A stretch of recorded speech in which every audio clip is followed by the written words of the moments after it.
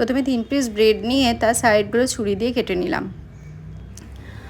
তারপরে একটা প্যান বসালাম, প্যানের মধ্যে দিয়ে দিলাম বাটার।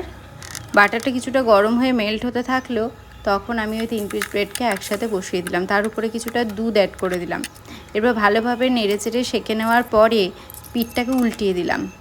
আবার সেম ওয়েতে ওখানে দুধ, হানি আর একটু বাটার অ্যাড করলাম, যাতে জিনিসটা ক্রিস্পি ক্রিস্পি হয়।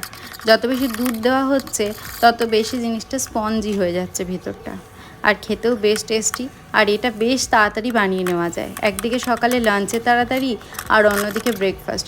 কোনটা যে করব তাড়াতাড়ি করে বুঝতেই পারি না। এই রকম রেসিপি থাকলে আর কিছু চাই না।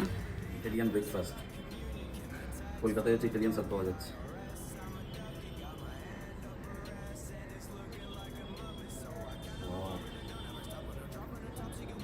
দারুণ দারুণ, তোমার বাড়িতে অবশ্যই ট্রাই